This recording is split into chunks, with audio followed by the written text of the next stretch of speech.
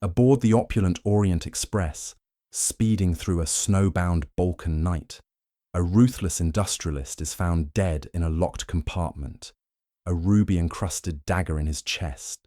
Hercule Poirot, the brilliant detective, faces a web of deception, a cryptic note, a vanished trade agreement, a mysterious green shawl, and passengers hiding deadly secrets.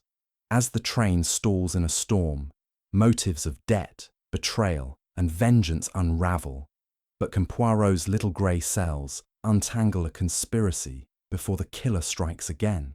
Step aboard for a tale of murder, mystery, and justice on the Midnight Express. Chapter 1. The journey begins. The Sirkeci station in Istanbul buzzed with the controlled chaos of departure, its arched roof echoing with the clatter of porters and the murmur of travellers. The Orient Express, a gleaming serpent of polished wood and brass, stood ready to embark on its fabled journey to Calais, its route weaving through the heart of Europe. Hercule Poirot, his small frame immaculate in a pinstriped suit, stood on the platform, his patent leather shoes reflecting the gaslights. His moustache, meticulously waxed, quivered slightly as he inhaled the crisp evening air, tinged with the scent of coal and anticipation.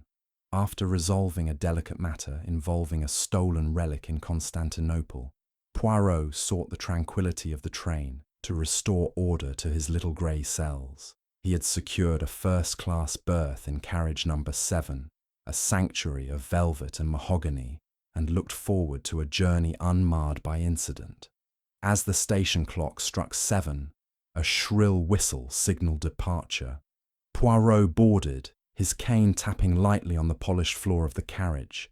The steward, Pierre, a wiry Frenchman with an anxious smile, guided him to his compartment, where a neatly made bed and a small writing desk awaited.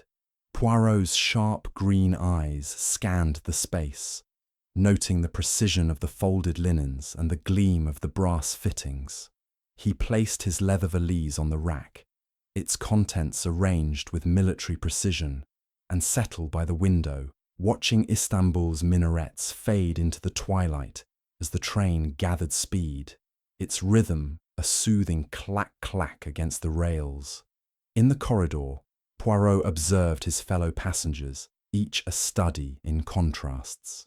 Madame Vivienne Dubois, a French opera singer whose once celebrated soprano had begun to wane, swept past in a cloud of jasmine perfume, her emerald necklace catching the light like a beacon. Her laughter, though melodious, carried a brittle edge. Lord Reginald Ashford, a British diplomat, with a florid complexion and a habit of tugging at his cufflinks, strode with the air of a man accustomed to command, yet his eyes darted nervously. Dr. Ivan Volkov, a Russian physician with a gaunt face and piercing gaze, moved with quiet deliberation, his medical bag clutched tightly. Miss Clara Henshaw, a young American heiress with a cascade of chestnut curls, clutched a leather-bound sketchbook, her fingers stained with charcoal. Finally, Herr Karl Richter, a German industrialist with a booming voice and a penchant for interrupting, barked orders at Pierre, who flinched under the scrutiny. That evening, Poirot joined the passengers in the dining car, its tables adorned with crisp linen and silver cutlery. Crystal chandeliers cast a warm glow, illuminating the faces around him. He chose a corner table, the better to observe without being observed. Madame Dubois, seated opposite Lord Ashford, leaned forward, her voice low as she recounted a Parisian triumph, but her smile faltered when Ashford knocked over her wineglass, staining the tablecloth. "Mon Dieu, such clumsiness!" she exclaimed, though her tone held more amusement than anger. Dr. Volkov, at a nearby table, ate in silence, his fork moving with surgical precision, his eyes occasionally meeting Poirot's with an unreadable intensity. Miss Henshaw, sketching in a corner, captured the scene with rapid strokes, her brow furrowed in concentration. Herr Richter, meanwhile, dominated the conversation, complaining about the consommé's lack of seasoning, his voice carrying over the clink of glasses. Poirot, savouring a perfectly cooked coq au vin, noted the undercurrents of tension. Madame Dubois' charm seemed forced, as if masking some private distress. Lord Ashford's fingers twitched, betraying unease beneath his polished exterior. Dr. Volkoff's silence felt calculated, his gaze lingering too long on Richter. Miss Henshaw's sketches, glimpsed briefly when she turned a page, included not just the dining car, but a detailed study of Richter's profile, his jaw set in a scowl. Poirot's instincts, honed by years of unravelling human motives, whispered of discord, though the nature of it remained elusive. As coffee was served, a piercing scream shattered the genteel atmosphere. The passengers froze, forks suspended, eyes wide. Pierre, pale and trembling, rushed toward carriage number 7, followed by Monsieur Bouc, the train's director, whose round face was creased with alarm. Poirot, his napkin folded precisely, followed at a measured pace, his mind already cataloguing possibilities. In the corridor, a small crowd gathered outside Richter's compartment. Pierre, his voice shaking, announced the unthinkable. Monsieur Richter is dead. A dagger, mon Dieu, a dagger in his chest. Poirot stepped forward, his presence commanding silence. Messieurs, mesdames, he said, his voice calm but firm. Return to the dining car. I, Hercule Poirot, will examine this matter. As the passengers retreated, their whispers a low hum, Poirot entered the compartment, his grey cells poised to unravel the mystery that had begun on the midnight express. Chapter 2. The scene of the crime. The Orient Express, its wheels clattering rhythmically through the darkened Turkish countryside, seemed to hold its breath as Hercule Poirot stepped into Herr Karl Richter's compartment in carriage number 7. The air was heavy with the metallic tang of blood, and the flickering light of the wall sconce cast long shadows across the scene. Monsieur Bouc, the train's director, hovered anxiously at the threshold, his round face pale, and his hands clasped tightly as if to ward off the horror within. Pierre, the steward, stood behind him, his eyes wide with shock, his usual deference replaced by a trembling unease. Poirot, his small frame radiating calm authority, closed the door gently behind him, ensuring privacy for his examination. Monsieur Bouc, he said, his voice measured, you will please ensure that no one enters this compartment until I have completed my observations. The truth, it hides in the details, and I must not be disturbed. The compartment was a study in order, its luxury marred only by the grim tableau of Herr Richter's body. The German industrialist lay slumped against the window, his broad shoulders sagging, his head tilted at an unnatural angle. A dagger, its hilt encrusted with a single ruby that gleamed like a malevolent eye, protruded from his chest, just below the sternum. Blood had soaked his white shirt and waistcoat, pooling on the plush carpet beneath. His eyes, open and staring, held a frozen expression of surprise, as if death had caught him unawares. Poirot's sharp green eyes took in every detail. The locked window, its latch undisturbed, the narrow bed still neatly made, and the small writing desk, its surface bare save for a silver cigarette case and a half-burned cigar in a crystal ashtray. The cigar's aroma, rich and faintly exotic, lingered, a curious contrast to the sterile opulence of the compartment. Poirot knelt beside the body, his gloved hands moving with precision. He examined the dagger without touching it, noting its ornate design and the faint monogram VD etched into the blade's base. A weapon of distinction, he murmured, not one to be discarded lightly. The wound was clean, a single thrust, suggesting a killer with either skill or luck. He turned his attention to the cigarette case, flipping it open to reveal a monogram matching Richter's initials. Inside were several Turkish cigarettes, their paper slightly yellowed, but none matched the cigar in the ashtray. Poirot's moustache twitched as he considered this anomaly. "A man does not smoke what he does not carry," he said softly, pocketing the observation for later scrutiny. Rising, he scanned the floor and found a scrap of paper beneath the berth, partially obscured by the carpet's fringe. He retrieved it with a pair of tweezers, holding it to the light. The words, scrawled in black ink, read, "Midnight, carriage 7." The handwriting was hurried, the letters uneven, suggesting urgency or agitation. Poirot folded the note carefully, placing it in his notebook. A rendezvous, perhaps, he mused. But with whom? And to what end? He examined the door, its lock intact, with no signs of tampering. The corridor outside, as Pierre had confirmed, was accessible only through the main entrance to carriage number 7, which had been locked from the inside at the time of the murder. The puzzle was tantalizing. A locked room, a dead man, and a killer who had vanished like a phantom. Monsieur Bouc, unable to contain his anxiety, whispered, "Monsieur Poirot, this is a catastrophe. A murder on the Orient Express. Our reputation will be ruined." Poirot raised a hand, his expression serene but firm. "Calm yourself, mon ami. The reputation of the train will endure, but only if we uncover the truth. Now tell me, what do you know of Herr Richter?" Bouc hesitated, then spoke in a low voice. He was a powerful man, a steel magnate from Hamburg. Wealthy, yes, but not well liked. Pierre mentioned he was brusque, always demanding, and argued with several passengers yesterday. I myself heard him shouting at Lord Ashford in the lounge before dinner. Something about a business deal gone sour. Poirot nodded, his mind cataloguing the information. "And the other passengers in carriage number 7. Their names and particulars, if you please." Bouc produced a leather-bound ledger, his fingers fumbling as he opened it. "In carriage number 7, besides Herr Richter, we have Madame Vivienne Dubois, the opera singer, in compartment 2.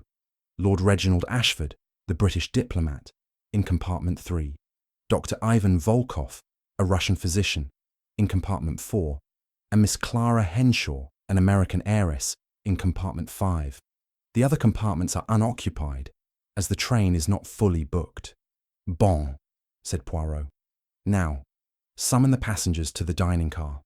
I must speak with them, and we must act swiftly before memories blur or lies take root."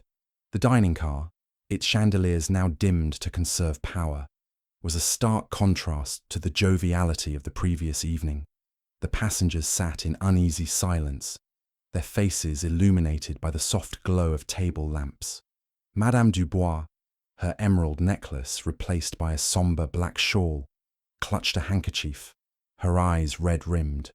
Lord Ashford sat rigidly, his cufflinks glinting as he adjusted his tie. Dr. Volkov, his expression impassive, folded his hands on the table, his medical bag at his feet. Miss Henshaw, her sketchbook closed but held tightly, met Poirot's gaze with a mixture of curiosity and apprehension. Pierre stood at the far end, wringing his hands, while Monsieur Bouc hovered nearby, his anxiety palpable.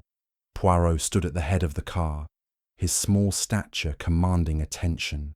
"Mesdames et messieurs," he began, his voice clear and deliberate, "a grave crime has been committed. Hercule Richter has been murdered in his compartment, stabbed with a dagger at approximately midnight. The door was locked, the window secured, yet a killer entered and left without trace. I, Hercule Poirot, will uncover this truth, but I require your cooperation.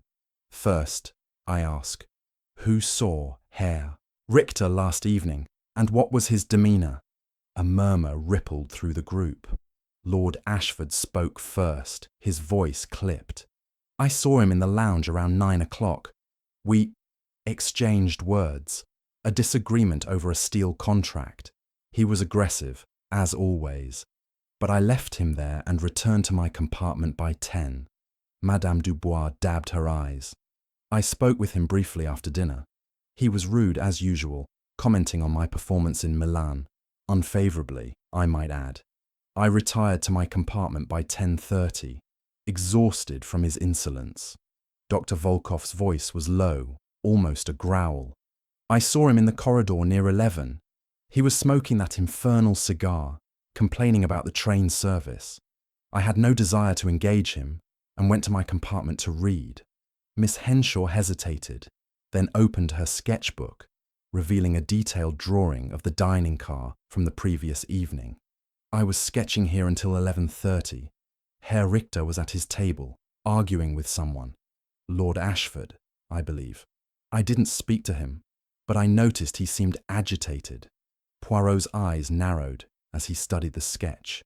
It was meticulous, capturing the tilt of Richter's head, the spill of wine on Madame Dubois' table, and even the shadow of a figure near the entrance to carriage number 7. "Mademoiselle," he said, "this figure in your drawing, who is it?" Miss Henshaw flushed. I'm not sure. It was just a shape I saw in the corridor, moving quickly. I didn't think much of it at the time." Poirot turned to Pierre, who stood nervously by the bar. "And you, monsieur? What did you see?" Pierre swallowed hard. "I was in the service area, preparing for breakfast. At midnight, I checked the corridor, as is my custom. It was empty, except I thought I saw a woman in a green shawl near carriage number 7. But when I looked again, she was gone." A collective intake of breath followed. Madame Dubois clutched her shawl tighter, while Miss Henshaw's fingers tightened on her sketchbook. Poirot's mind raced, piecing together the fragments. The locked compartment, the dagger with its mysterious monogram, the cigar that did not belong, the cryptic note, and now the elusive figure in a green shawl. "Very well," he said, addressing the group. "You will remain here until I have inspected your compartments. Monsieur Bouc, you will assist me." The search of the compartments was methodical, conducted with Pierre's reluctant assistance. Madame Dubois' compartment revealed a collection of theatrical costumes and a locked jewellery case, which she opened to display her emerald necklace, but no dagger or green shawl. Lord Ashford's space was sparse, containing diplomatic papers and a bottle of brandy, but nothing incriminating. Dr. Volkov's compartment held his medical bag, stocked with instruments and a vial of sedative, which he explained was for sleepless passengers. Miss Henshaw's compartment was cluttered with art supplies, her sketchbook revealing more studies of Richter, including one dated several days earlier, his face marked by a scowl. A green scarf, folded neatly in a drawer, caught Poirot's eye, but Miss Henshaw insisted it had not left her possession. Returning to the dining car, Poirot addressed the passengers once more. "The facts are these," he said, his voice cutting through the tension. "Herr Richter was killed at midnight in a locked compartment with a dagger bearing the initials VD. A note suggests a meeting, and a cigar not his own was left burning. A figure in a green shawl was seen, yet no trace of this person remains. Each of you had reason to dislike Herr Richter, and each of you must now account for your actions." The passengers exchanged glances, their faces a mosaic of fear, guilt, and suspicion. Madame Dubois whispered, "This is monstrous." Lord Ashford's hands twitched, and Dr. Volkov's gaze hardened. Miss Henshaw, however, met Poirot's eyes with a flicker of defiance. The train, now deep in the snowy Balkans, seemed to close in around them, its isolation amplifying the weight of the crime. Poirot stepped back, his mind a whirlwind of possibilities. The locked room suggested an inside job, yet the passengers' alibis were maddeningly vague. The dagger's monogram pointed to Madame Dubois, but her distress seemed genuine. The cigar hinted at another's presence, perhaps Dr. Volkov, whose medical knowledge could explain the precision of the wound. Miss Henshaw's sketches, so detailed, suggested an obsession with Richter, while Lord Ashford's business dispute provided a clear motive. And the note, "Midnight Carriage 7, was the key, a deliberate clue left by a killer confident in their deception.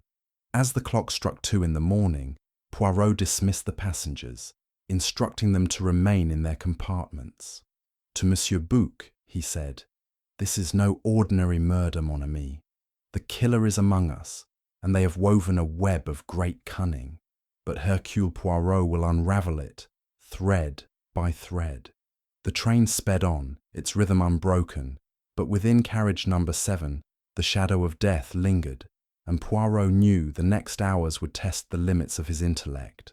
The scene of the crime had yielded its secrets, but the truth remained just beyond his grasp, hidden in the intricate dance of human motives and lies. Chapter 3. Motives and Alibis.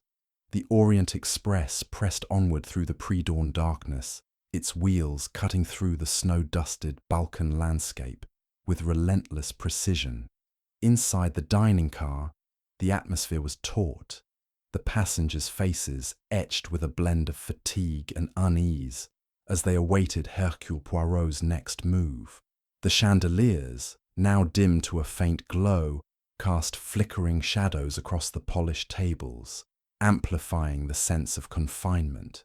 Poirot, standing at the centre of the car, his small frame, radiating authority, surveyed the group with his piercing green eyes.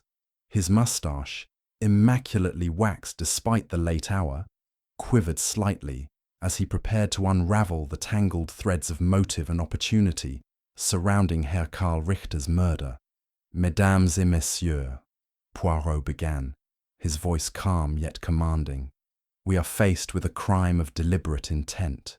Herr Richter was not a man beloved, and it is clear that among you lie motives for his demise. I shall speak with each of you in turn, and I urge you to speak truthfully, for the little grey cells of Hercule Poirot are not easily deceived. He gestured to a table where a silver tray held a pot of coffee and porcelain cups, a small concession to the hour's demands. We begin with you, Lord Ashford, he said, turning to the British diplomat, whose florid complexion seemed paler under the lamplight. You admitted to a dispute with Herr Richter. Elaborate, if you please. Lord Ashford straightened, his fingers tugging at his cufflinks, a nervous habit Poirot noted with interest. It was a business matter, he said, his tone clipped. Richter and I were negotiating a contract for steel shipments to Britain. He demanded exorbitant terms, threatening to expose certain financial difficulties of mine if I refused. We argued in the lounge yesterday, but I assure you, I was in my compartment by 10 o'clock, reading dispatches. Pierre can confirm he saw me there. Poirot's eyes narrowed. Financial difficulties, monsieur? Of what nature? Ashford hesitated, his gaze flickering to the other passengers. A personal debt, nothing more. Richter was a ruthless man, using such information to his advantage, but I did not kill him. Poirot nodded, filing the admission away. He turned to Madame Vivienne Dubois, whose black shawl had slipped, revealing a glimpse of her silk gown. Madame, you spoke of Herr Richter's insult to your talent. Was there more to your enmity? Madame Dubois' lips trembled, her eyes bright with unshed tears. He was a boor, she said, her French accent thick with emotion. In the dining car, he mocked my performance in Milan, saying my voice was past its prime. It was humiliating, especially before the other passengers. But I swear, Monsieur Poirot, I retired to my compartment by 10:30, exhausted by his cruelty.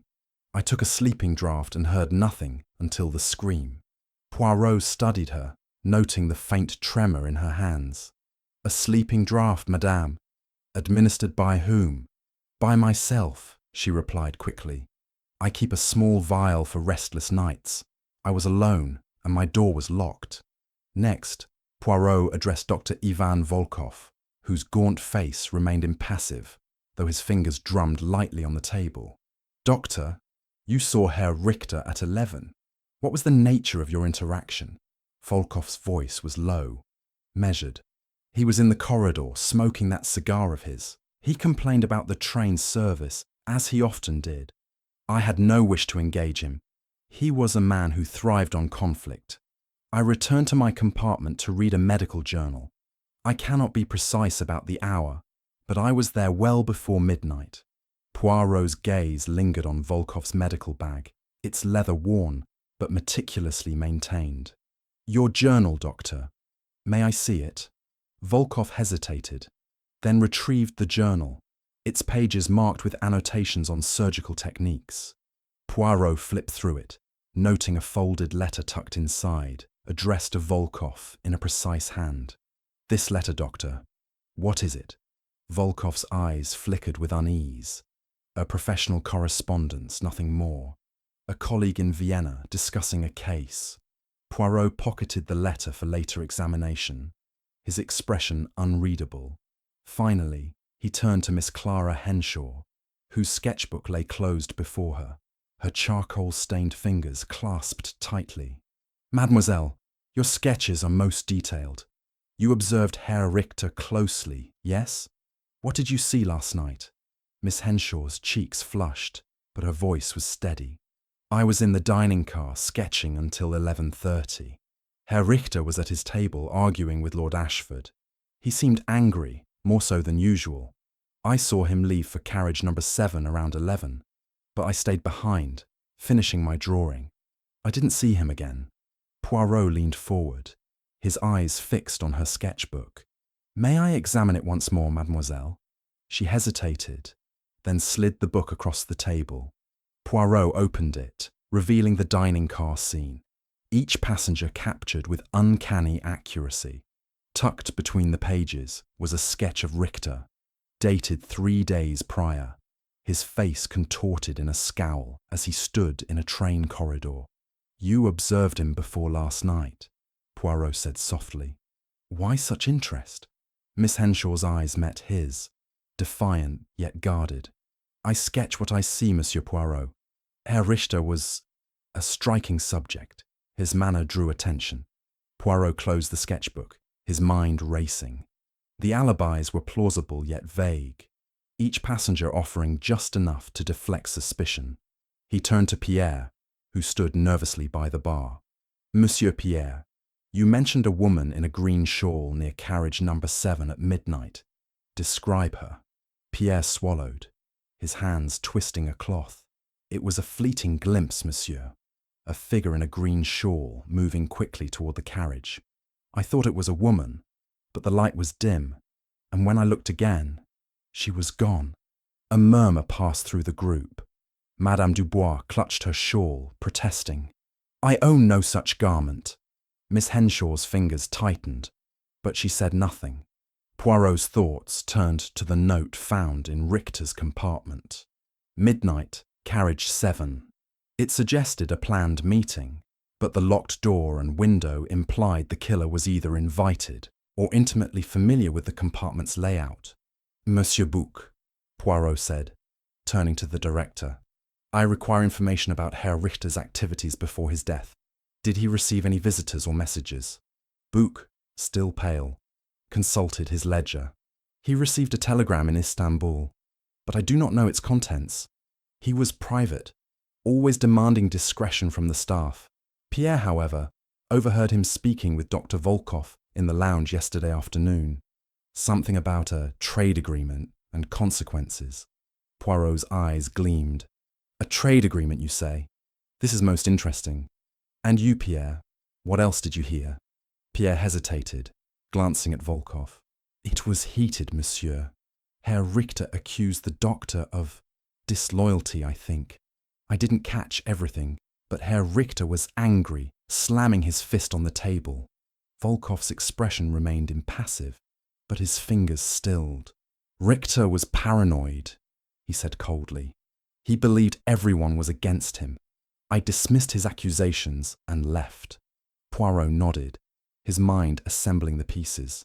Richter's wealth and influence made him a target, but the nature of his death, personal, precise, suggested a deeper grudge. The dagger's monogram, VD, pointed to Madame Dubois, yet her distress seemed genuine. The cigar, alien to Richter's cigarette case, hinted at another's presence. The green shawl, seen only by Pierre, was a tantalizing clue, and Miss Henshaw's sketches suggested a fixation that warranted scrutiny. He addressed the group once more. Each of you had opportunity, and each of you had reason. Herr Richter was a man who inspired enmity, but only one hand wielded the dagger. I shall discover that hand, mesdames et messieurs, for no detail escapes Hercule Poirot. As the passengers dispersed to their compartments, Poirot lingered in the dining car, his thoughts a whirl of possibilities. To Monsieur Bouc, he said, "We must search for this telegram, and I must examine the lounge where Richter and Volkoff spoke. The truth lies in the intersections of their stories, and I shall find it." The lounge, a smaller car adorned with velvet armchairs and a mahogany bar, was empty save for a lingering scent of cigar smoke. Poirot examined the table where Richter and Volkoff had argued, finding a faint burn mark on the wood, as if a cigar had been carelessly extinguished. A crumpled napkin, tucked beneath a cushion, bore a trace of ink, 3 letters, K.R., in a hand matching the note from Richter's compartment. Poirot's moustache twitched. "A careless error," he murmured, "or a deliberate misdirection." Returning to carriage number 7, Poirot inspected the corridor, its polished floor reflecting the dim light. A faint scratch on the wall near Richter's door caught his eye, suggesting a struggle or a hurried exit. He knelt, examining the carpet, and found a single emerald bead, small but unmistakable, glinting in the weave. "Curious," he said, pocketing the bead. "Madame Dubois' necklace, perhaps? Or another clue entirely?" As dawn broke, casting a pale light through the snow-flecked windows, Poirot retired to his compartment, his notebook filled with observations. The passengers' alibis were fragile, their motives intertwined. Lord Ashford's debt, Madame Dubois' humiliation, Dr. Volkoff's accused disloyalty, and Miss Henshaw's obsessive sketches formed a web of suspicion, with the green shawl and the note as its centre. The train, isolated by the snowstorm, was a microcosm of secrets, and Poirot knew the next hours would demand all his ingenuity to untangle the truth of Herr Richter's death on the Midnight Express. Chapter 4. The Missing Documents. The Orient Express, shrouded in the grey light of a Balkan afternoon, pressed forward through a landscape blanketed in snow. The train's rhythm, a steady clack-clack, was a metronome to Hercule Poirot's thoughts as he stood in the corridor of carriage number 7, his notebook open, his pen poised. The murder of Herr Karl Richter had transformed the luxurious train into a crucible of suspicion, and Poirot's little grey cells were alight with the challenge of unravelling the enigma. The locked compartment, the ruby-encrusted dagger, the cryptic note, and the elusive green shawl had painted a picture of calculated deceit. But a new detail had emerged. Richter had been carrying sensitive documents, now missing, related to a European trade agreement. Their absence was a void at the heart of the mystery, and Poirot resolved to fill it. He summoned Monsieur Bouc to the dining car, where the air was thick with the scent of coffee and the undercurrent of unease. The passengers, confined to their compartments at Poirot's request, were absent, leaving the car eerily silent save for the creak of the train. "Monsieur Bouc," Poirot said, his voice precise, "these documents of Herr Richter's, what do you know of them?" Bouc, his round face creased with worry, adjusted his spectacles. "They were confidential, Monsieur Poirot. Herr Richter mentioned them when he boarded in Istanbul, insisting they be kept in the train's safe. I placed them there myself, a leather portfolio, sealed with wax. But this morning, when I checked at your request, the portfolio was gone. The safe showed no signs of tampering, yet it was empty." Poirot's eyes gleamed. "A locked safe, a locked compartment. Our killer is a master of closed spaces. Who had access to the safe?" "Only myself and Pierre," Bouc replied, his voice faltering. "The key remains on my person at all times. Pierre is trustworthy, but I suppose..." Anyone might have observed the combination during a moment of inattention. Poirot nodded, his mind cataloguing the implications. We must search the passengers' compartments again, with particular attention to anything that might conceal documents. And I must speak with Pierre about this safe. Pierre, summoned from the service area, was visibly shaken, his hands twisting a linen cloth. Monsieur Poirot, I swear I never touched the safe. I saw Herr Richter give the portfolio to Monsieur Bouc, but I had no business with it.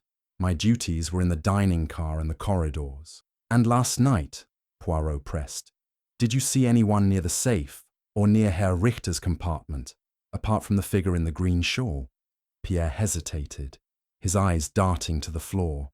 There was a moment just before midnight. I was in the service area and I heard footsteps, soft, like someone trying not to be heard. I looked out and saw no one, but the door to the lounge was slightly ajar. I thought nothing of it at the time, but now, Poirot's moustache twitched. A small detail, Pierre, but no detail is too small for Hercule Poirot. Now, assist Monsieur Bouc in organizing a search of the passengers' belongings. I shall oversee it myself. The search was conducted with meticulous care, each passenger summoned individually to avoid chaos. Madame Vivienne Dubois, her composure fraying, protested as Poirot and Bouc examined her compartment. Her jewelry case, unlocked at her insistence, revealed the emerald necklace, but no documents or green shawl. A velvet-lined box held a collection of letters from admirers, one of which caught Poirot's eye. A note in a bold hand, unsigned, mentioning a debt repaid in Istanbul. Madame Dubois dismissed it as a fan's exaggeration, but Poirot tucked it into his notebook, noting her flushed cheeks. Lord Ashford's compartment was austere, containing only diplomatic papers, a silver flask, and a locked briefcase.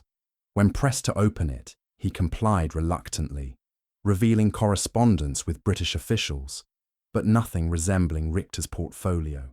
I had no interest in his documents, Ashford said, his voice strained. Our dispute was personal, not political. Dr. Ivan Volkov's compartment was a study in precision, his medical bag organized with surgical neatness. Poirot examined a vial of sedative, its label faded but intact, and a notebook filled with anatomical diagrams. A small locked box, opened at Volkov's insistence, contained a wad of Russian rubles and a photograph of a young woman, her face somber. My sister, Volkov said curtly. She has nothing to do with this. Poirot noted the absence of documents, but lingered on the sedative, its presence a quiet question mark. Miss Clara Henshaw's compartment was a chaos of art supplies, with pencils and charcoal scattered across the desk. Her sketchbook, already a point of interest, revealed new drawings, a study of the train's corridor, dated the previous day, and a sketch of a hand holding a dagger, its hilt unmistakably ruby-encrusted. It's just imagination, she said quickly, her voice trembling. I draw what I feel, not what I've seen. Tucked between the pages, Poirot found a folded letter, its wax seal broken, addressed to Richter. The message, in elegant script, read, "Abandon the deal or face consequences in Istanbul." When confronted, Miss Henshaw paled. I found it in the dining car 2 days ago, she said. I kept it because it seemed important, but I didn't write it. I swear. Poirot held the letter to the light, noting its fine paper and feminine hand. Mademoiselle, your curiosity is most interesting. Why not report this to Herr Richter or Monsieur Bouc? I didn't want to get involved, she stammered. He was an unpleasant man. I thought it was just a quarrel. The search yielded no portfolio, but the letter and the emerald bead from the corridor deepened the mystery. Poirot returned to the dining car, where the passengers were reassembled, their faces a gallery of apprehension. He held up the letter, his voice cutting through the silence. This was found in Mademoiselle Henshaw's possession. A warning to Herr Richter. Who among you wrote it? A chorus of denials followed. Madame Dubois clutched her shawl, insisting she wrote no such thing. Lord Ashford's eyes darted to the letter, his fingers twitching. Dr. Volkoff remained impassive, while Miss Henshaw's gaze dropped to her hands. Poirot's mind turned to the dagger's monogram. V.D. He addressed Madame Dubois directly. Madame, the dagger in Herr Richter's chest bore your initials. Can you explain this? Her eyes widened, her hand flying to her throat. It was mine, yes, a gift from an admirer in Vienna years ago. It was stolen from my luggage in Istanbul. I noticed it missing yesterday morning, but thought it misplaced. I swear, Monsieur Poirot, I did not use it. Poirot's gaze softened, but his tone remained firm. A stolen dagger, a missing portfolio, a cryptic note, and a green shawl that vanishes like smoke. These are not accidents, mesdames et messieurs. They are the threads of a deliberate design. He turned to Dr. Volkoff, whose medical journal had piqued his interest. Doctor, your expertise suggests you could deliver a fatal blow with precision, and this sedative in your bag. Could it have dulled Herr Richter's senses before the strike? Volkoff's eyes narrowed. The sedative is for patience, not murder. I examined the body at your request, Monsieur Poirot, and found no trace of it. The wound was clean, yes, but any steady hand could have made it. Poirot nodded, unconvinced but methodical. He addressed the group once more. Herr Richter's documents were his power, and their theft is the key to his death. Whoever took them had access to the safe, knowledge of his plans, and a motive to silence him. I shall discover this person, for no secret escapes Hercule Poirot. As the passengers dispersed, Poirot lingered, his thoughts racing. The letter's handwriting suggested a woman, yet its tone was cold, calculated. The emerald bead hinted at Madame Dubois, but her distress seemed genuine. The sedative in Volkoff's bag was unused, yet its presence was suggestive. Miss Henshaw's sketches in the found letter pointed to an unhealthy fascination, while Lord Ashford's debt loomed as a potent motive. The train's isolation, now intensified by a thickening snowstorm, pressed the urgency of the investigation. Poirot returned to carriage number 7, examining the safe in Bouc's office, a small compartment near the lounge. Its lock was intact, the combination known only to Bouc and, potentially, Pierre. A faint scratch on the safe's edge caught Poirot's eye, suggesting a tool had been used, though subtly. A professional touch, he murmured, or a clever imitation. He then inspected the lounge again, finding a discarded matchstick near the bar, its tip blackened but unburned. It bore the crest of a Hamburg hotel, linking it to Richter's origins. Poirot pocketed it, adding it to his growing collection of clues. The burn mark on the lounge table, the crumpled napkin with Richter's initials, and now the matchstick formed a pattern, one that pointed to a killer who moved with purpose, yet left traces of carelessness. As evening fell, the train slowed, its path obstructed by snowdrifts. Poirot sat in his compartment, his notebook open, sketching a timeline. Richter had been alive at 11, seen by Volkoff. The murder occurred at midnight, during a brief stop at a signal, as Pierre's footsteps suggested. The portfolio's theft, the dagger's use, and the green shawl's sighting were no coincidence. They were orchestrated. But by whom? A single mind or a conspiracy? Poirot closed his notebook, his resolve unshaken. The documents are the heart of this crime, he said to himself, and the heart will lead me to the truth. The Midnight Express, trapped in the snow, was a stage for deception, but Poirot's intellect would illuminate its shadows, one clue at a time.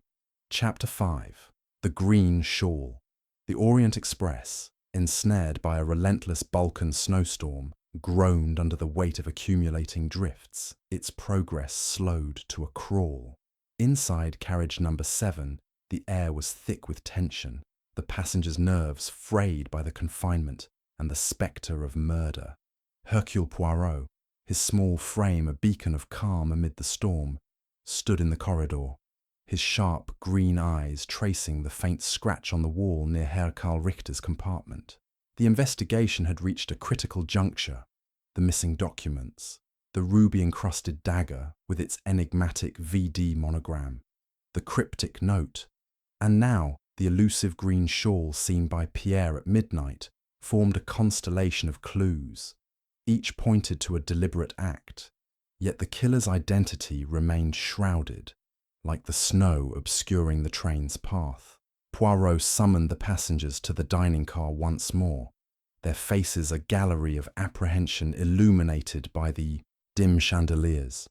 The clack-clack of the wheels, now intermittent as the train struggled forward, underscored the urgency of his task.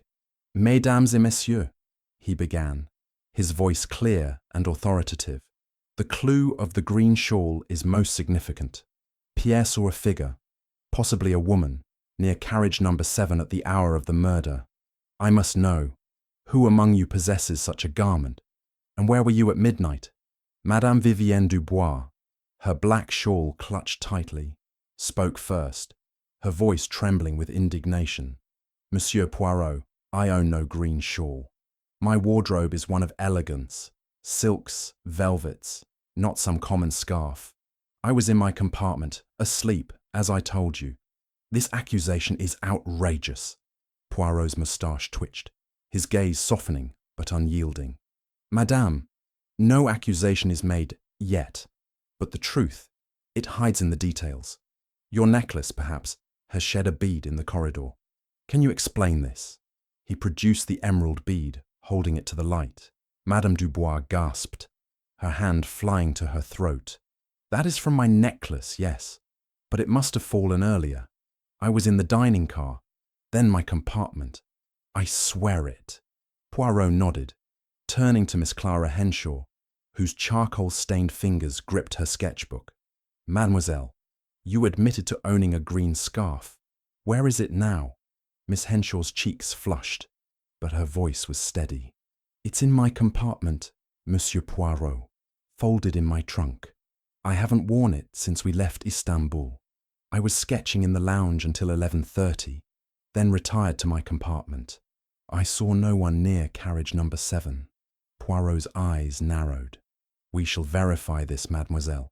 Monsieur Bouc, please accompany me to search Miss Henshaw's compartment again."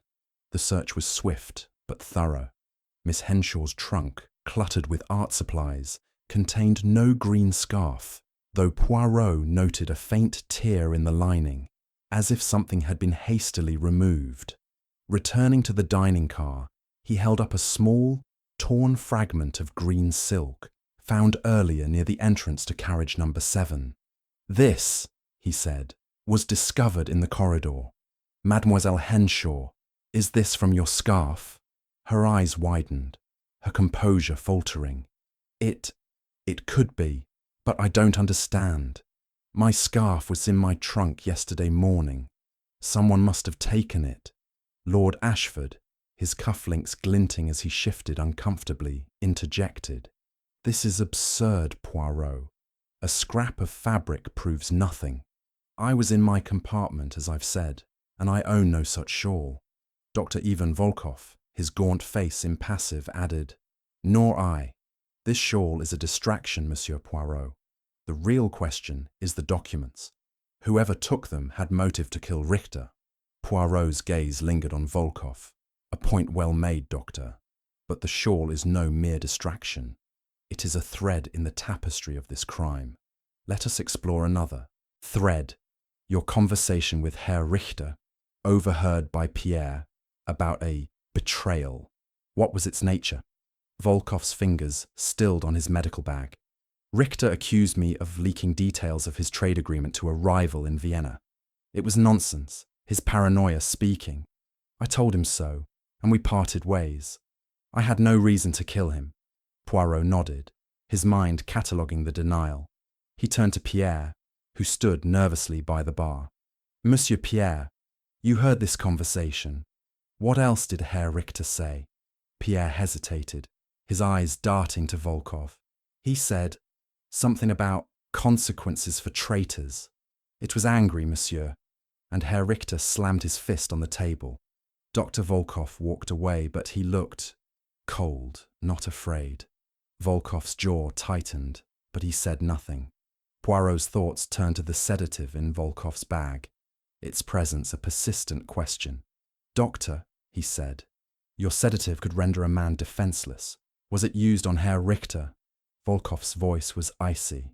"I examined the body, Monsieur Poirot. There was no sign of sedation, only the dagger wound.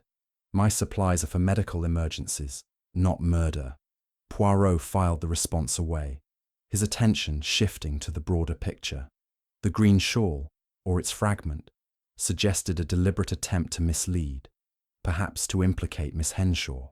The missing documents pointed to a motive beyond personal enmity, and the dagger's monogram continued to cast suspicion on Madame Dubois. Yet the passengers' alibis, though vague, held under scrutiny, each corroborated by small details. Pierre's sighting of Ashford in his compartment, Madame Dubois' locked door, Volkoff's journal and Henshaw's sketches. He decided to probe further, focusing on the timeline. "Monsieur Bouc," he said, "the train stopped briefly at a signal at midnight, yes? This would have given the killer a moment of stillness to act. Who was in the corridor at that time?" Bouc consulted his log, his hands trembling. "The train stopped for 5 minutes at a signal near Sophia. Pierre was in the service area, and the passengers were in their compartments, as far as we know." Poirot turned to Pierre. "And the figure in the green shawl. Did you see her during this stop?"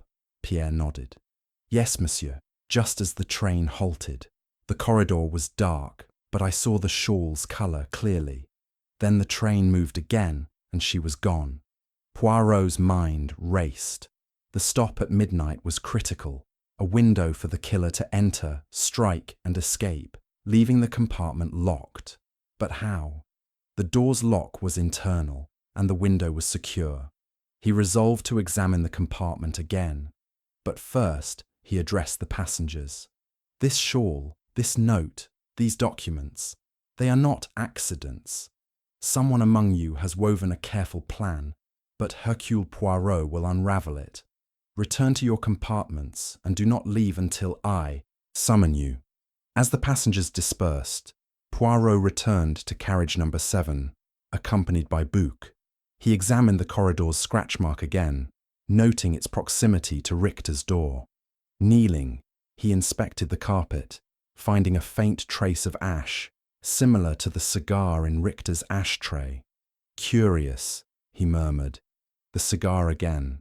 He re-entered Richter's compartment, his eyes scanning the walls, the floor, the ceiling. A small vent above the window caught his attention, its grille slightly askew. He stood on the berth, examining it closely, and found a single green thread caught in the mesh. "Mon Dieu," he whispered. A clue at last. The vent, though narrow, could have been a point of access for a small object, or a signal. Poirot's thoughts turned to the possibility of an accomplice, someone who had distracted Pierre while the killer acted. He pocketed the thread, its emerald hue a match for the corridor fragment. "The shawl is real," he said to Bouc, "but its purpose is deception." Back in the dining car, Poirot reviewed his notebook.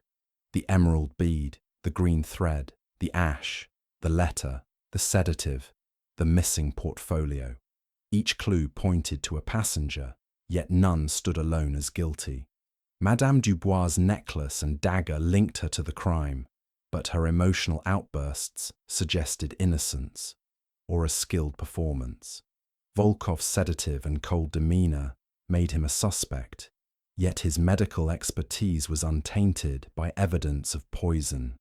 Miss Henshaw's sketches and the letter were damning, but her youth and candour argued against guile. Lord Ashford's debt provided motive, but his alibi was solid. As night deepened, the train's lights flickered, the storm outside intensifying. Poirot sat alone, his coffee untouched, his mind a whirlwind of connections. The green shawl was a deliberate plant, he concluded, meant to mislead or accuse. The document's theft suggested a motive tied to Richter's business, but the personal nature of the dagger strike hinted at deeper passions. The vent's thread and the corridor's ash suggested a killer who moved with precision, yet left traces of haste. He summoned Bouc once more. "Monsieur, I must know more about this trade agreement. Did Herr Richter mention its details?" Bouc shook his head. Only that it was vital to his company's expansion, a deal with British and Russian interests. He was secretive, but he hinted at opposition, perhaps from rivals. Poirot's eyes gleamed. "Rivals, yes. And among our passengers, we have a diplomat, a physician, and an heiress with ties to commerce. The net tightens, mon ami." As the train groaned under the snow's weight, Poirot resolved to stage a reconstruction at midnight to test the passengers' alibis against the timeline. The green shawl, he sensed, was the key, a symbol of the killer's audacity, dangling before him like a taunt. Hercule Poirot, undeterred, would follow its trail, for no deception could withstand the scrutiny of his little grey cells. Chapter 6. The Midnight Revelation. The Orient Express, immobilized by a Balkan snowstorm, stood like a gilded cage under a sky heavy with clouds. The snow, relentless, piled against the windows, casting an eerie pallor over carriage number 7. Hercule Poirot, his mind a crucible of deduction, paced the narrow corridor, his patent leather shoes silent on the plush carpet. The murder of Herr Karl Richter had woven a tapestry of clues: the ruby-encrusted dagger, the missing trade documents, the cryptic note, the green shawl's fragment, the emerald bead, and the ash from a Turkish cigar. Each thread pointed to a passenger, yet the pattern remained elusive, a puzzle designed to thwart even Poirot's formidable intellect. As midnight approached, he resolved to stage a reconstruction of the crime, to test the passengers' alibis against the precise moment of Richter's death, when the train had paused at a signal near Sofia. In the dining car, the passengers assembled, their faces etched with fatigue and suspicion. The chandeliers, dimmed to conserve power, cast long shadows, amplifying the tension.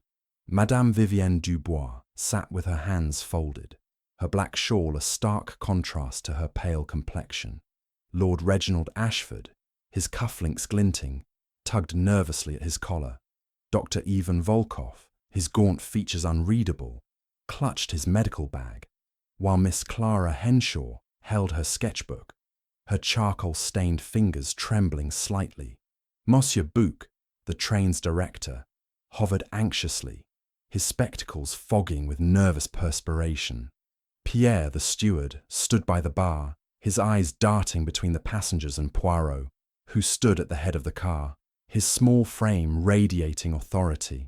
"Mesdames et messieurs," Poirot began, his voice clear and deliberate, "tonight, we recreate the moment of Herr Richter's death. At midnight, the train stopped for 5 minutes at a signal. During this time, a killer entered a locked compartment, struck with a dagger, and vanished, leaving no trace but a note, a cigar, and a fragment of green silk. You will each take your stated positions from last night, and I shall observe. The truth, it reveals itself in the smallest movements." The passengers exchanged uneasy glances, but complied. Lord Ashford returned to his compartment, insisting he had been reading dispatches. Madame Dubois retired to hers, claiming she was asleep after a sleeping draught. Dr. Volkov positioned himself in his compartment, his medical journal open. Miss Henshaw stood in the lounge, her sketchbook propped on a table, recreating her late-night drawing. Pierre manned the service area, while Bouc remained in the dining car, his ledger open. Poirot moved silently through the corridor, his watch in hand, timing each step. At precisely midnight, he signalled Pierre to dim the corridor lights, mimicking the conditions of the previous night. Poirot stood near Richter's compartment, his eyes scanning the shadows. The train, though now stationary, felt alive with the weight of the moment. He noted the faint scratch on the wall, its angle suggesting a blade's graze during a hurried exit. He tested the door's lock, confirming it could only be secured from within, yet the killer had escaped. The vent above the window, where he had found the green thread, was too narrow for a person, but could have served as a signal point or a means to pass an object. Poirot moved to the lounge, where Miss Henshaw stood, her pencil moving across a blank page. He paused, noting her quick glances toward the corridor. "Mademoiselle," he said softly, "your sketch of the shadowy figure near carriage number 7. Describe it again." She hesitated, her pencil stalling. "It was just a shape, Monsieur Poirot. A silhouette, moving quickly. I thought it was a woman, but I couldn't be sure. The light was poor." Poirot nodded, his mind turning to the cigar in Richter's ashtray. Its Turkish origin, distinct from Richter's cigarette case, was a persistent anomaly. He approached Dr. Volkoff's compartment, where the physician sat, his journal open to a page on surgical incisions. "Doctor," Poirot said, "this cigar in Herr Richter's compartment, it is not his brand. Yet I found a matching case in your luggage. Explain this." Volkoff's eyes flickered, but his voice remained steady. "It was a gift from Richter, given in Istanbul. He insisted I try one, though I found it distasteful. I left it in his compartment after our argument in the lounge. I did not smoke it." Poirot's moustache twitched. "A gift, you say? Yet it was half burned, as if someone wished it to be noticed. A curious detail, Doctor." He moved to Lord Ashford's compartment, where the diplomat sat with a stack of papers. "Monsieur," Poirot said, "your debt to Richter, was it documented? Did he carry proof of it?" Ashford's fingers twitched, his face flushing. "He had a promissory note, yes, but I never saw it. He threatened to expose it to my superiors, ruining my career. I was in my compartment, Monsieur Poirot, as Pierre confirmed." Poirot nodded, his thoughts circling the note found in Richter's compartment. "Midnight, carriage 7. Its hurried script suggested urgency, yet its presence in a locked room implied trust or betrayal. He returned to the corridor, re-examining the emerald bead and the green thread. The bead linked to Madame Dubois' necklace, but her alibi held, supported by her locked door. The thread, caught in the vent, matched the shawl fragment, pointing to Miss Henshaw, yet her distress over its absence seemed genuine. As the reconstruction ended, Poirot gathered the passengers in the dining car, his notebook open. "The facts are these," he said, his voice cutting through the silence. "Herr Richter was killed at midnight, during the train's stop. The killer entered a locked compartment, struck with a dagger, and left, locking the door behind them. The note suggests a planned meeting, the cigar a visitor's presence, the shawl a misdirection. But how was the door locked?" He paced, his eyes scanning their faces. "The vent, it is too small for a person, but perhaps it served another purpose. The scratch on the wall suggests a struggle, yet Richter's body showed no defensive wounds. The emerald bead, the green thread, these are clues, yes, but also distractions." Madame Dubois interrupted, her voice sharp. "Monsieur Poirot, you cannot suspect me. My dagger was stolen, my bead lost innocently. I was asleep." Poirot raised a hand. "Patience, madame. The truth does not yield to protestations. Let us consider the documents. Their theft suggests a motive beyond personal enmity, a trade agreement that threatens someone's interests. Lord Ashford, your debt. Dr. Volkoff, your accused betrayal. Mademoiselle Henshaw, your family's business ties. Madame Dubois, your social standing. All were at Richter's mercy." Miss Henshaw's voice trembled. "My family's business had no dealings with Richter. I sketched him because he was compelling, not because I wished him harm." Poirot's eyes gleamed. "Yet your sketch of the dagger, mademoiselle, is precise. And the letter you found, why keep it secret?" She flushed. "I was curious, nothing more. I meant no harm." Poirot turned to the group. "One of you, or perhaps more, planned this crime. The locked door, the missing documents, the shawl. These are not accidents but a design. I shall test one final theory. He instructed Pierre to fetch a length of fine wire from the service area. In Richter's compartment, Poirot demonstrated a possibility. Threading the wire through the vent, he manipulated the internal lock, showing how it could be secured from outside. A clever trick, he said, requiring knowledge of the compartment's design. Who among you has such knowledge? The passengers exchanged glances, their silence heavy. Bouc, his voice strained, said, "Only the staff knows the compartment's workings, Monsieur Poirot. Pierre and I, perhaps the engineer, but no passenger." Poirot nodded, his mind racing. The wire trick was plausible but complex, suggesting a killer with both opportunity and ingenuity. The cigar, the shawl, the bead, all pointed to a staged scene, yet the document's absence was the true motive. He dismissed the passengers, retaining Pierre. "Monsieur," he said, "you saw the shawl, heard the footsteps. Was there anything else? Any sound? Any detail?" Pierre hesitated. "There was a faint clink, like metal on metal, just before the shawl figure vanished. I thought it was the train. But now—" Poirot's eyes sparkled. "A clink, you say? Perhaps the dagger or something else." "Merci, Pierre." Alone in the dining car, Poirot reviewed his clues. The wire trick, the clink, the cigar's ash, the shawl's thread, the emerald bead, the letter's warning. The passengers' motives were clear: debt, humiliation, betrayal, business. But their alibis held, each supported by fragments of evidence. Yet the reconstruction had revealed inconsistencies. Miss Henshaw's quick glances, Volkov's cigar, Ashford's nervous hands, Dubois' emotional volatility.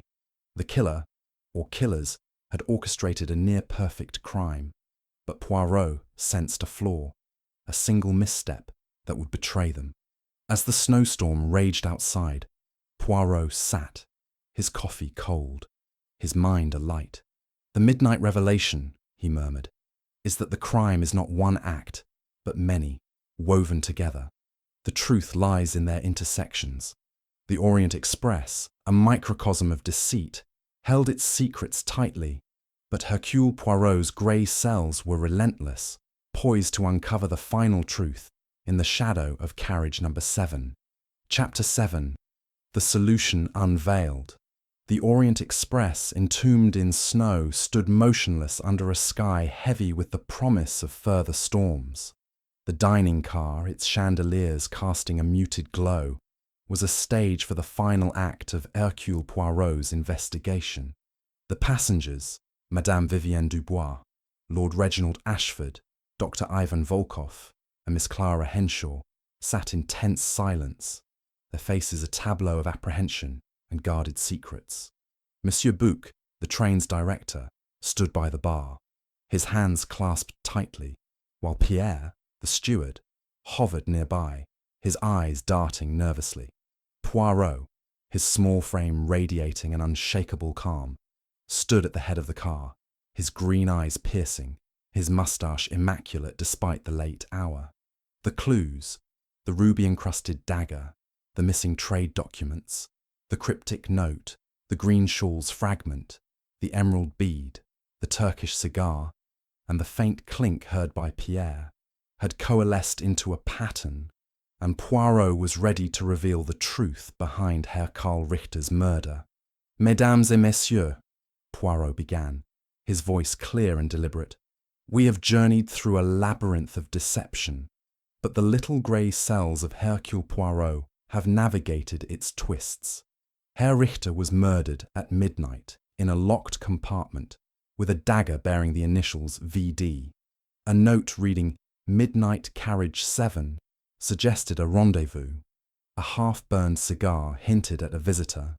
A green shawl's fragment pointed to misdirection, and missing documents revealed a motive of power. Tonight, I shall present the solution. But first, let us consider two possibilities. He paced slowly, his hands clasped behind his back. The first theory is simple. One of you, driven by personal enmity, entered Richter's compartment, struck him with the dagger, and escaped, locking the door with a clever trick. The second theory is more complex. A conspiracy, where multiple hands wove this crime, each playing a role to conceal the truth. Let us examine the facts. Poirot turned to Madame Dubois, whose black shawl trembled in her hands. Madame, the dagger was yours, stolen in Istanbul. Your emerald bead was found in the corridor, yet your alibi, sleep induced by a draught, holds firm. You had reason to despise Richter for his insults, but did you kill him? She shook her head vehemently, her voice breaking. Non, Monsieur Poirot. I was humiliated, yes, but I did not touch him. My dagger was taken, my bead lost innocently. Poirot nodded, his gaze shifting to Lord Ashford, whose cufflinks glinted as he shifted uncomfortably. Monsieur, your debt to Richter was a motive most compelling. He held a promissory note, a threat to your career. Yet Pierre saw you in your compartment at 10. Did you slip out at midnight? Ashford's face flushed, his voice strained. I did not, Poirot. I was reading, as I said. I had no means to enter a locked room, nor the stomach for murder. Poirot's eyes moved to Dr. Volkoff, whose gaunt features remained impassive. Doctor, your argument with Richter over a betrayal suggests motive. The cigar in his compartment matches your case, and your sedative could have dulled his senses. Your medical skill could deliver a precise blow. What say you? Volkoff's voice was cold, measured. The cigar was his gift, left in his compartment. My sedative was unused, as I proved. I had no need to kill him. His accusations were baseless. Finally, Poirot turned to Miss Henshaw, her sketchbook clutched tightly.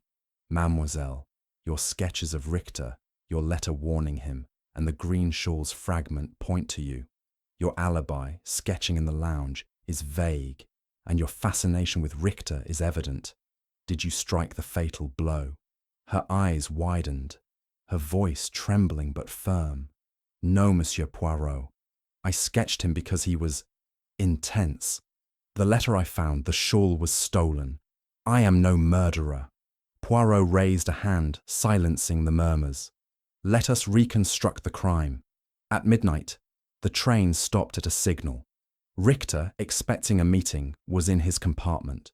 The killer entered, struck with a dagger, and locked the door, perhaps using a wire through the vent, as I demonstrated. The note was left to suggest a plan, the cigar to implicate another, the shawl to mislead. But the documents, their theft reveals the true motive. He paused, his eyes scanning their faces. The first theory points to Dr. Volkoff, his medical precision, his cigar, his motive of accused betrayal, all fit. Yet the sedative's absence and his calm demeanour suggest otherwise. The second theory, however, is the truth, and it is this. Miss Clara Henshaw killed Herr Richter, but she did not act alone. A gasp rippled through the car. Miss Henshaw paled, her hands trembling. Poirot continued, his voice unrelenting. Mademoiselle, your sketches betray an obsession, not mere curiosity. The letter, written in your hand, lured Richter to a midnight meeting. The green shawl, yours, was torn deliberately, its fragment placed to mislead. But you needed help. He turned to Lord Ashford. Monsieur, you supplied the dagger, stolen from Madame Dubois' luggage in Istanbul. Your debt to Richter was a noose, and you saw a chance to escape it. You provided the weapon, knowing Miss Henshaw's intent. Ashford's face crumpled, his voice a whisper. I only wanted freedom. I didn't kill him. Poirot's gaze shifted to Dr. Volkoff. Doctor, you provided the sedative, not used in the murder, but intended to dull Richter's senses. Your argument over betrayal masked a deeper fear. Richter's documents threatened your reputation in Vienna. You advised Miss Henshaw on the precise strike, ensuring its lethality. Volkoff's eyes narrowed, but he remained silent. Poirot turned to Madame Dubois. Madame, you knew of the plan. Your dagger, your bead, these were no accidents. You remained silent, hoping to reclaim your stolen property and protect your social standing, which Richter's gossip threatened. She sobbed, covering her face. I didn't want him dead. I couldn't stop them. Poirot faced Miss Henshaw again. Mademoiselle, you were the orchestrator. Your family's business, linked to Richter's trade agreement, faced ruin. You wrote the note, stole the shawl, and struck the blow, guided by Volkov's expertise. The cigar, left by the doctor, was a mistake, as was the bead, dropped in haste. The documents you took, hiding them to protect your interests. Miss Henshaw's composure shattered, her voice a whisper. He would have destroyed us all. My family, Lord Ashford's career, Dr. Volkov's honour, Madame Dubois' reputation. We had no choice. Poirot's voice softened, but his resolve was iron. There is always a choice, mademoiselle. Murder is not justice, however cruel the victim. You planned this in Istanbul, each of you contributing. The dagger, the sedative, the silence, the strike. The locked door was no mystery. You used the wire trick, learned from the train's design, which you studied in your sketches. He held up the green thread, the emerald bead, the crumpled napkin. These were your errors. The cigar, the bead, the thread. They betrayed you. The documents, I suspect, are hidden in this car, perhaps in the lounge's panelling, where I found the matchstick. Bouc, aghast, stammered, Monsieur Poirot, a conspiracy, all of them. Poirot nodded. Oui, mon ami. Each had motive, each played a part. Miss Henshaw struck the blow, but they all wove the web. He turned to the passengers, his voice grave. You believed the train's isolation would shield you, but no crime escapes Hercule Poirot. The authorities will be informed when we reach Calais. The passengers sat in stunned silence, their faces a mosaic of guilt and resignation. Miss Henshaw's shoulders slumped, Ashford's hands shook, Volkov's gaze hardened, and Dubois' sobs filled the air. Poirot stepped back, his work complete, the truth laid bare. As the snow continued to fall, sealing the train in its icy grip, Poirot returned to his compartment, his notebook closed. The solution, though clear, weighed heavily, for the motives, desperation, fear, survival, were human, yet the act was unforgivable. The Midnight Express, a vessel of luxury, had become a stage for betrayal, but Poirot's grey cells had prevailed, illuminating the darkness of carriage number 7. Chapter 8. Justice on the Express. The Orient Express, still ensnared by the Balkan snowstorm, stood as a silent monument to the drama that had unfolded within its opulent confines.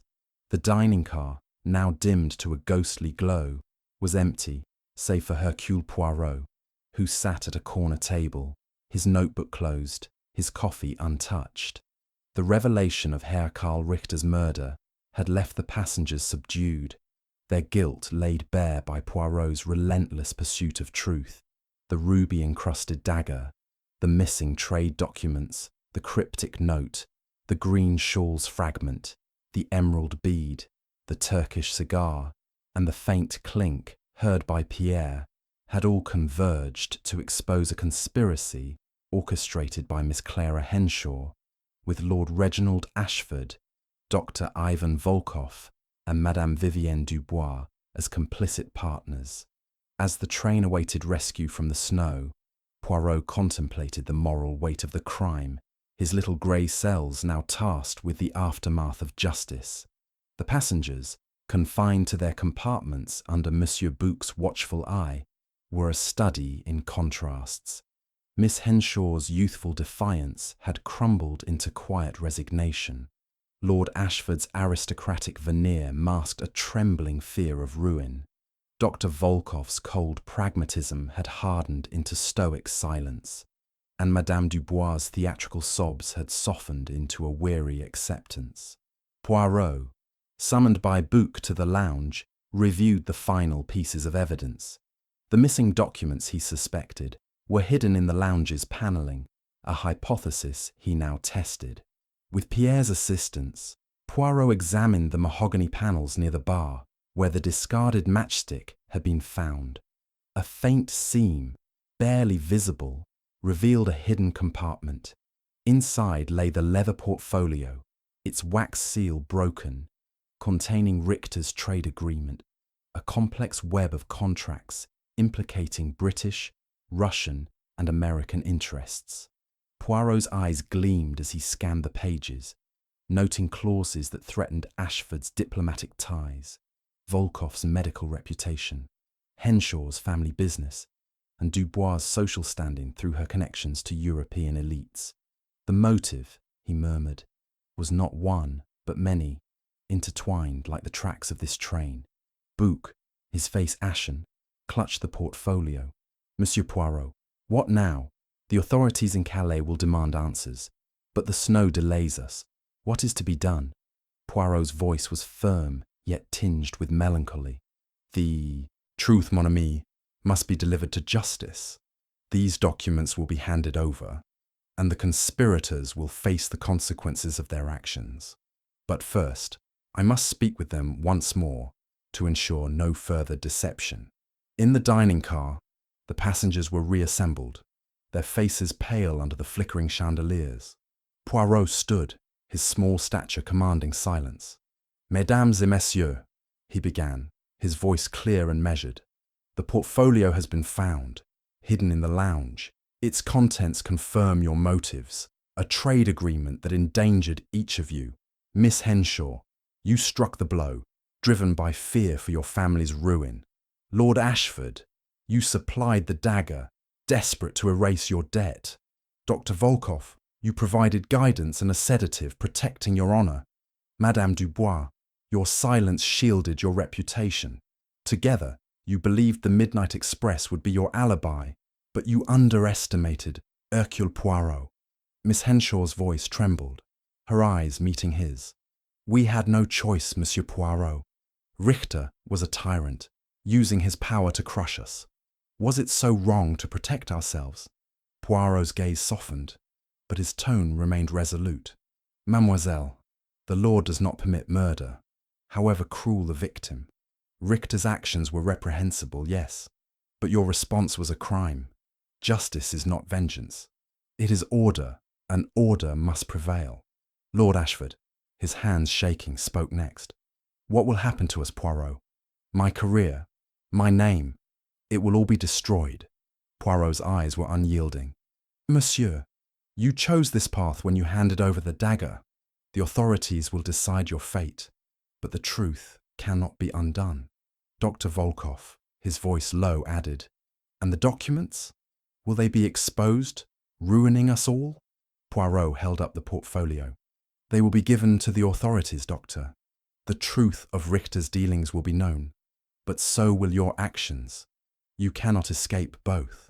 Madame Dubois, her face streaked with tears, whispered, I only wanted to protect my name. I didn't touch him, Monsieur Poirot. Poirot nodded. Your silence, madame, was your complicity. The law will judge your role. As the passengers absorbed the weight of his words, Poirot turned to Bouc. When the train is freed, you will telegraph Calais. The authorities will meet us, and the conspirators will be detained. Until then, they remain under guard. Bouc nodded, his relief tempered by dread. And the train's reputation, Monsieur Poirot. A murder on the Orient Express. It will be a scandal. Poirot's moustache twitched. The truth, mon ami, is the only remedy. The Orient Express will endure, for its luxury is not in its wood or brass, but in the trust of its passengers. That trust I have restored. As the passengers were escorted to their compartments, Poirot lingered in the dining car, his thoughts heavy. The conspiracy had been a desperate act, born of fear and coercion, yet it was murder, deliberate and unforgivable. Richter, a man of ruthless ambition, had sown the seeds of his own destruction, but Poirot's role was not to judge motive, only to uncover truth. He opened his notebook, reviewing the clues, the dagger's monogram, the note's script, the shawl's fragment, the cigar's ash, the bead, the clink, the hidden portfolio. Each had played its part, guiding him to the solution. Outside, the snow began to lighten. A faint promise of rescue. Poirot stood, his cane tapping softly as he walked to his compartment. The clack-clack of the wheels, though silent now, echoed in his mind, a reminder of the relentless march toward justice. He sat by the window, watching the snowflakes dance, and murmured, "The Midnight Express has revealed its secrets, and Hercule Poirot has ensured they will not be forgotten."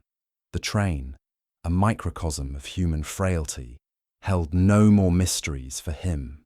As the first rays of dawn pierced the storm, Poirot closed his eyes, satisfied that order had been restored, at least within the confines of carriage number 7.